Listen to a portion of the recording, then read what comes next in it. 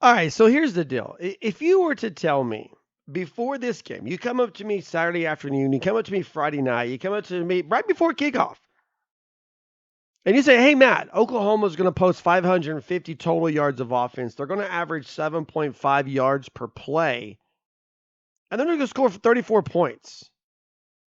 I'm 100% confident, 100% confident that Oklahoma's going to win this football game. Then you come up to me and you say, hey, well, that said, they're going to give up 509 yards of offense. Kansas State's going to average 6.25 yards per play, 5.6 per rush, and 6.9 per pass. I think I'm 100% confident they lose this game. Because that's the most shocking aspect of what happened on Thursday night. How much Oklahoma's defense gave up. And I've said multiple times on this very podcast that, look, it's going to take it's going to take some time, take a while to work the Alex Grinch out of him. And what this comes down to for me was just pressure. You had an offensive game plan that was focused on containing Malik Nose, stopping Deuce Vaughn, and letting Adrian Martinez beat you.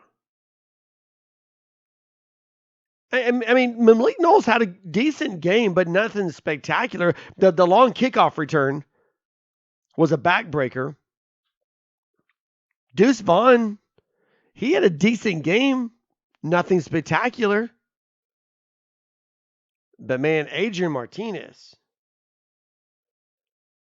I mean, he just killed Oklahoma.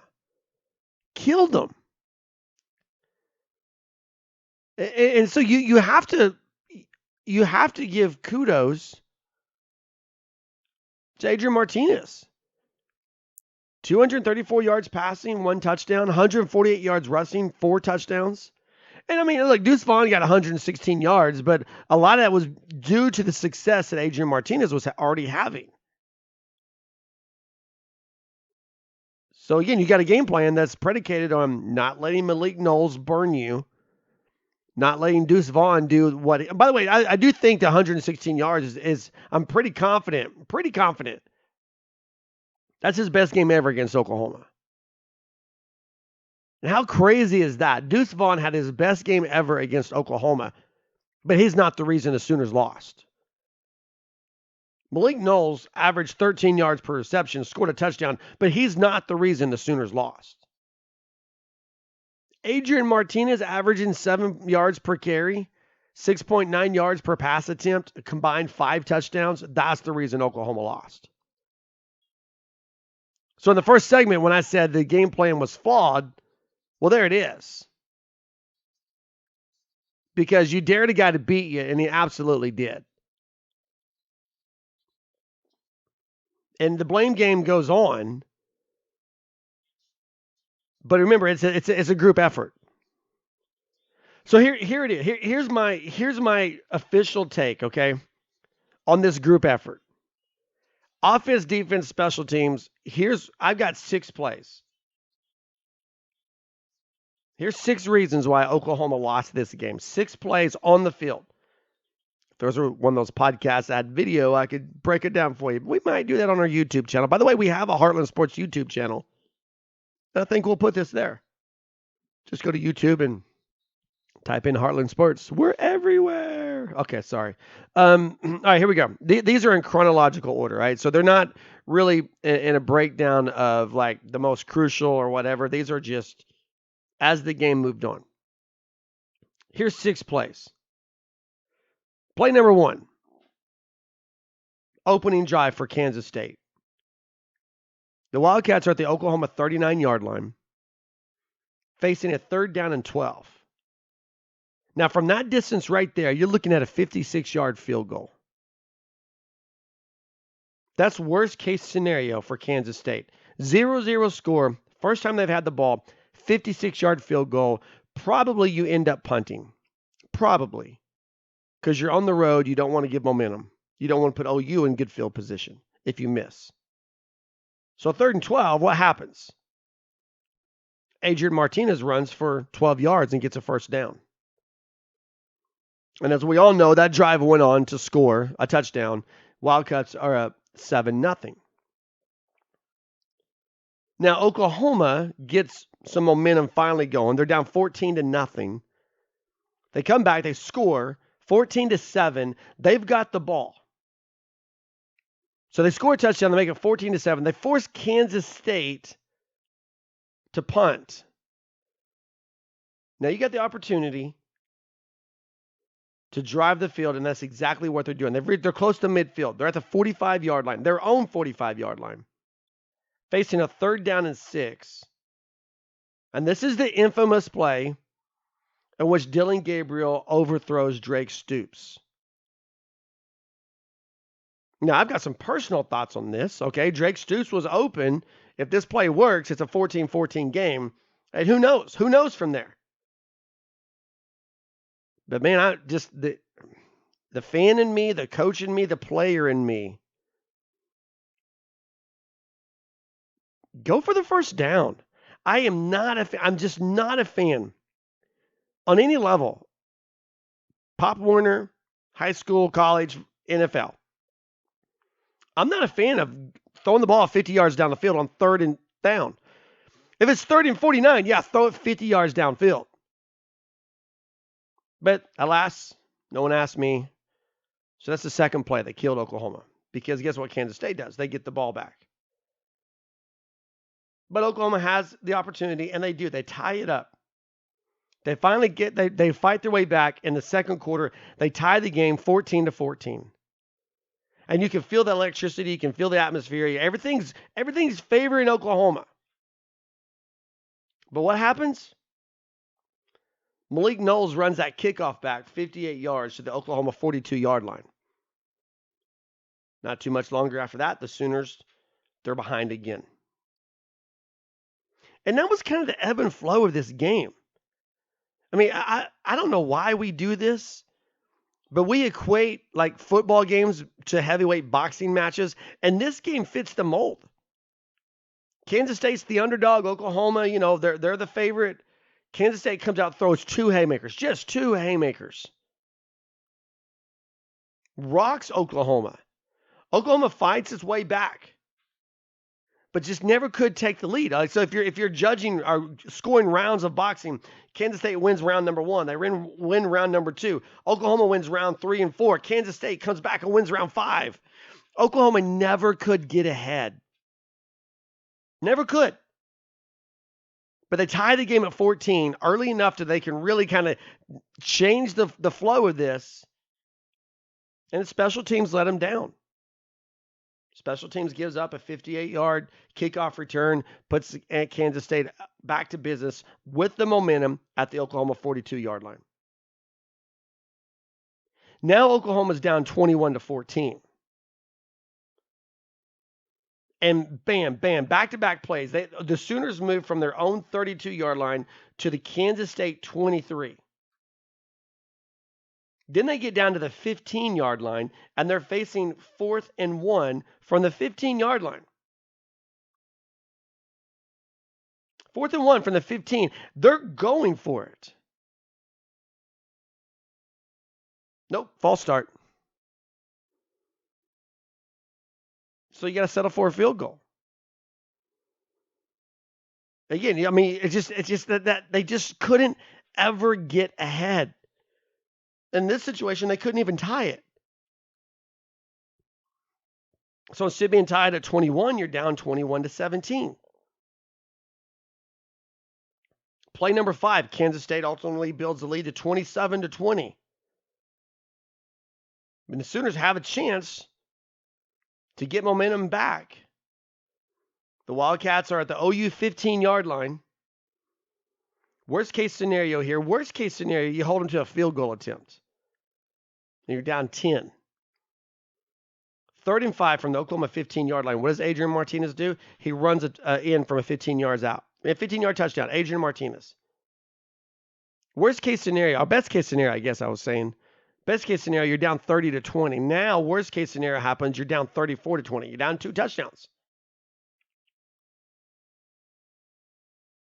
But Oklahoma keeps fighting. And I will say, I'm going to jump ahead a little bit. There are some positives that came from this. It wasn't a good game for the Sooners. It wasn't a good game at all. I mean, nothing was good about this game in terms of what the end result was, in terms of what public perception is. It wasn't good.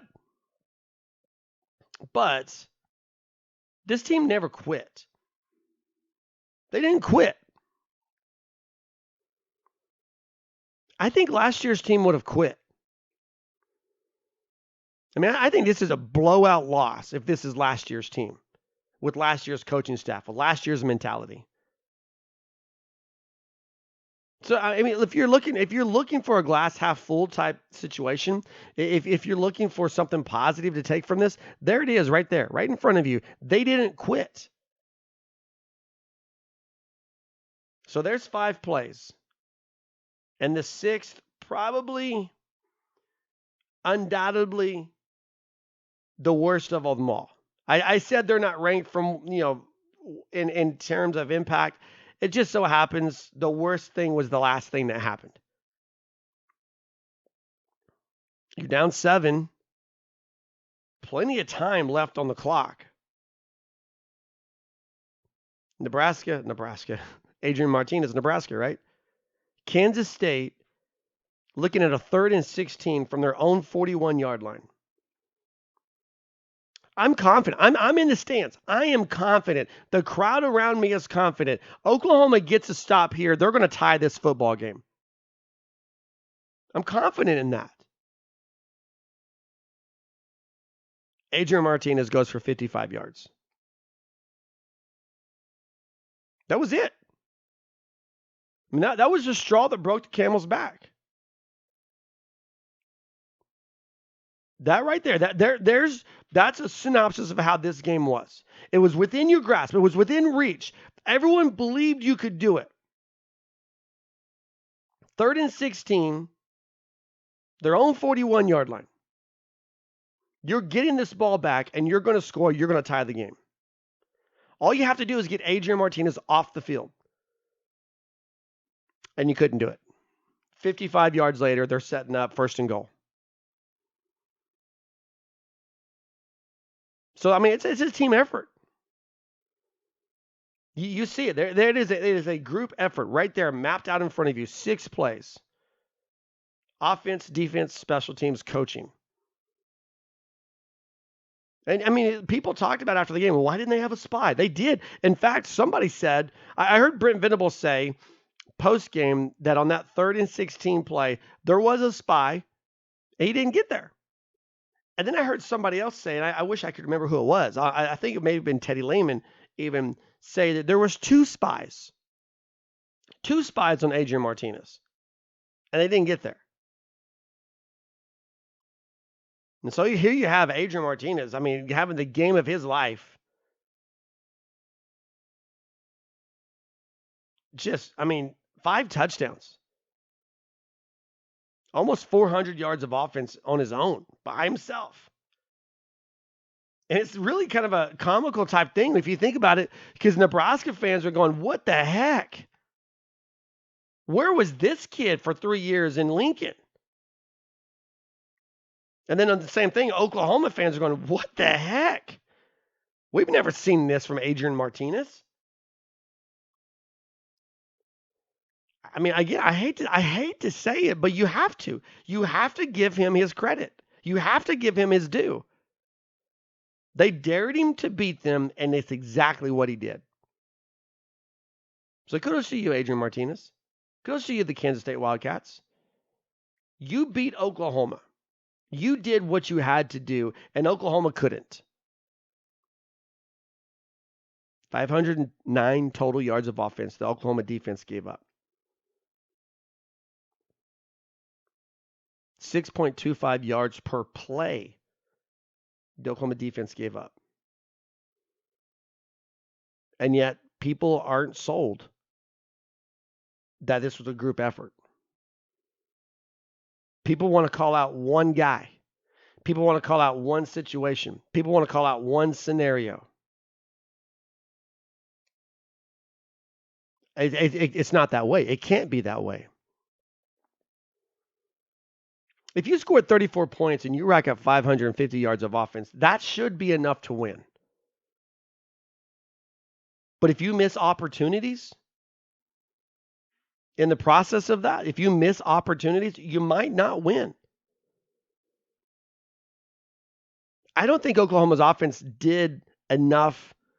I don't think they did anything to lose this game. How about with it? Let's say it this way. I don't think Oklahoma's offense did anything to lose this game. They just didn't do enough to win this game. But the defense giving up 509 yards to what had been a very anemic Kansas State offense for the first 3 weeks of the season, that certainly didn't help the situation at all. So there you have it. I've got you 6 plays. You can take them for what they are. We got some good news coming on the other side, on a couple other ways to look at this.